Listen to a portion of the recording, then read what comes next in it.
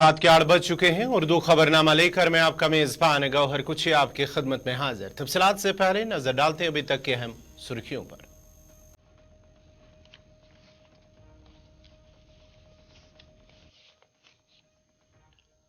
Supreme court का आईनी bench कल दफा 370 पर सुनाएगा फैसला। 16 दिनों तक समाअत के बाद 5 सितंबर को फैसला कर लिया था महफूज।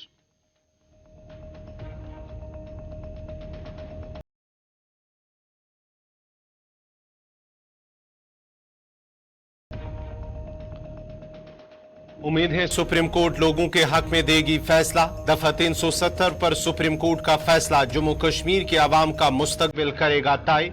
गुलाम नबी आजाद।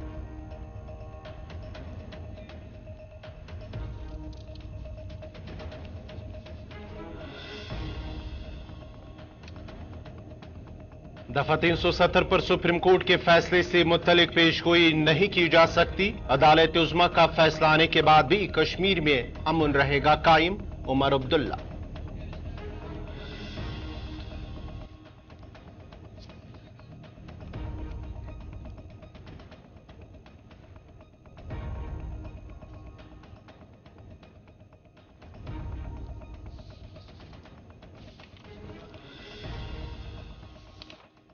वादिया कश्मीर में चिले कलां शुरू होने से पहले ही शदीद सर्दी का सिलसिला जारी। वादी में 16 दिसंबर तक मौसम सर्द मगर खुश्क रहने का इम्कान। महकमे मौसमियात।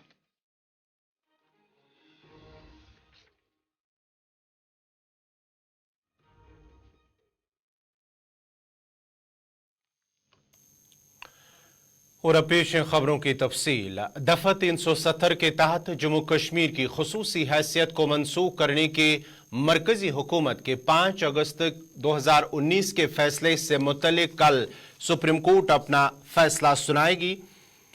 सुप्रीम कोर्ट की आईनी बेंच जिसकी क़यादत Chief Justice of India DY Chandrachud कर रहे थे और जिसमें जस्टिस संजय किशन कौल, संजीव खन्ना, बीआर गवाई और सूर्यकांत शामिल थे ने इस केस की अगस्त में समाअत की थी।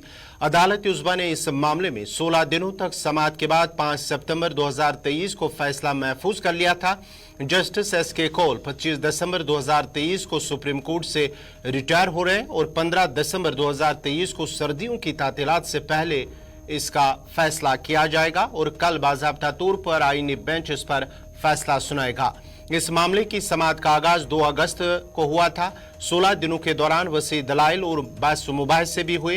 ये तारीखी केस 3 साल से ज्यादा अरसे से गैर फाल था। इसकी आखिरी फहरिस्त मार्च 2020 से शुरू हुई थी।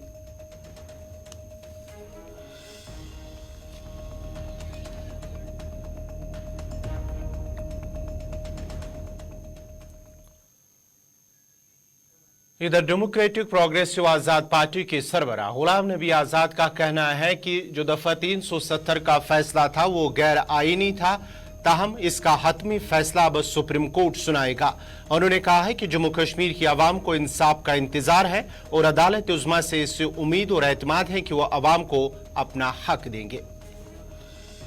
जो सरकार ने गैर कानूनी फैसला लिया था क्योंकि ये पावर्स असेंबली की इलेक्टेड गवर्नर के पास थी, नॉमिनेटेड गवर्नर के पास नहीं थी स्टेट को बंद करना और रिकमेंड करना।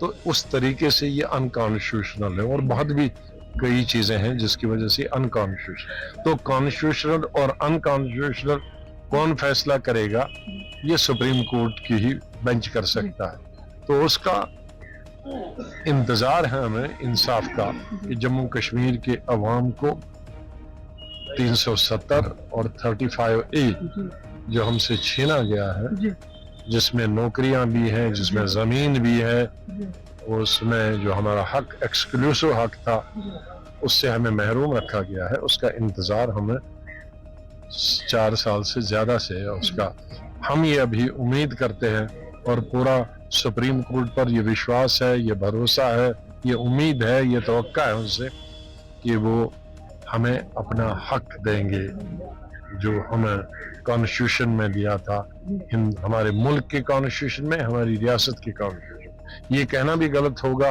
ये अनकॉन्स्टिट्यूशनल है।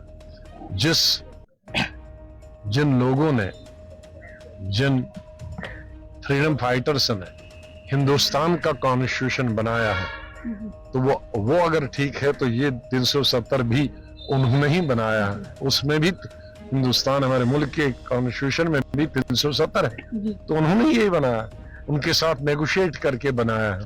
तो उन्होंने यहाँ के वालों ने यहाँ रखा और हमारे मुल्क के कॉन्स्टिट्यूशन बना में, हमारे हिंदुस्तान के कॉन्स्टिट्यूशन में रखा। तो अगर वो कॉन्स्टिट्यूशन सब ठीक है तो ये कैसे गलत? आदत अब आपको रोकना चाहूंगी, इतना जरूर पूछना। दफा 370 के मुतल्लिक सुप्रीम कोर्ट की जानिब से फैसला सुनाए जाने पर नेशनल कॉन्फ्रेंस के नायब सदर उमर अब्दुल्ला ने कहा है कि अगर फैसला जम्मू कश्मीर की आवाम के हक में नहीं होगा तो वो खामोश नहीं रहेंगे। उन्होंने कहा कि जो जम्मू कश्मीर से छीना गया उसे पुरअमन तरीके से हासिल करके रहेंगे। इन बातों का इजहार उन्होंने रफी आबाद, चिछामा, बारामूला में एक अवामी इज्तिमा से खिताब करते हुए किया। अगर हम मान के चले कि हमें वहां से इंसाफ नहीं मिलता, इसका यह मतलब नहीं है कि हम खामोश बैठेंगे। सबसे बड़ी पार्टी है हम।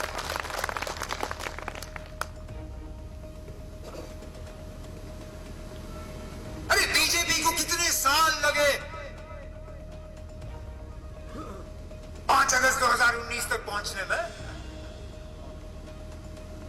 इससे पहले सुप्रीम कोर्ट ने 2 फैसले 370 के हक में सुनाए। क्या बीजेपी वालों ने अपना मौकुफ छोड़ा? क्या वो पीछे हटे? जब सुप्रीम कोर्ट ने एक बार नहीं 2 बार कहा कि 370 सही है, उन्होंने अपनी सियासी लड़ाई जारी रखी।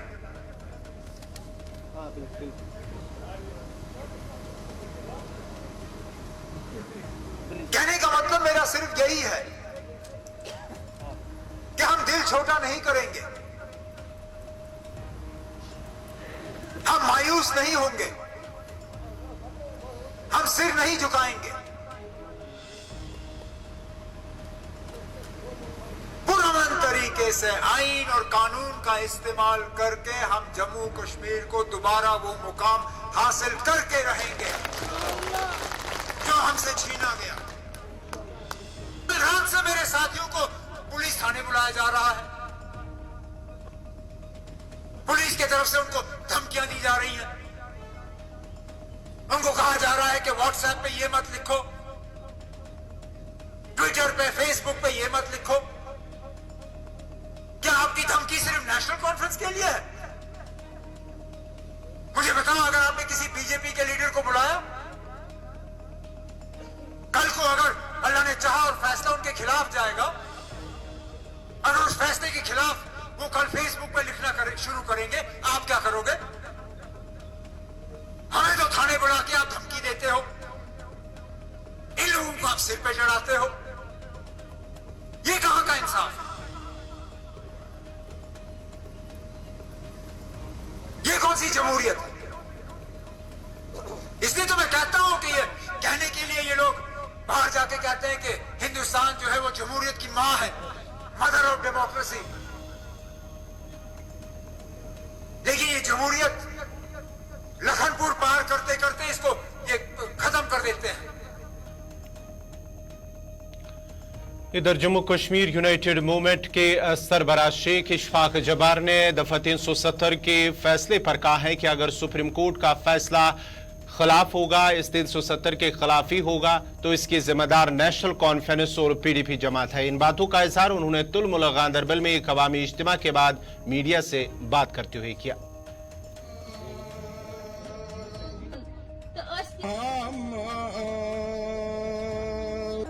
हमारे पास जो इशू है इस वक्त वो 370 को लेके है, जो कल का एक वर्डिक्ट आना है ऑनरेबल सुप्रीम कोर्ट से।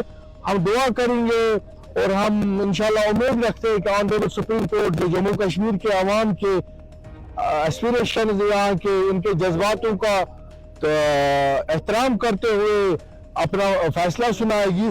खुदा न खास्ता अगर ये फैसला कहीं नेगेटिव हो, जम्मू कश्मीर के अवाम के हक में ना हो, तो मैं सीधे सीधे इसकी जिम्मेवारी नेशनल कॉन्फ्रेंस और पीडीपी को ठहराता हूँ मोर्दे जिम्मेदार।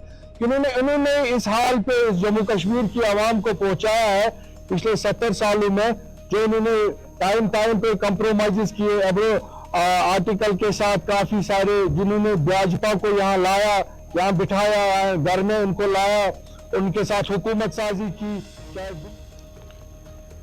नाजरीन, खबरनामा जारी रहेगा। यहाँ पे छोटा सा तिजारती वक्फा।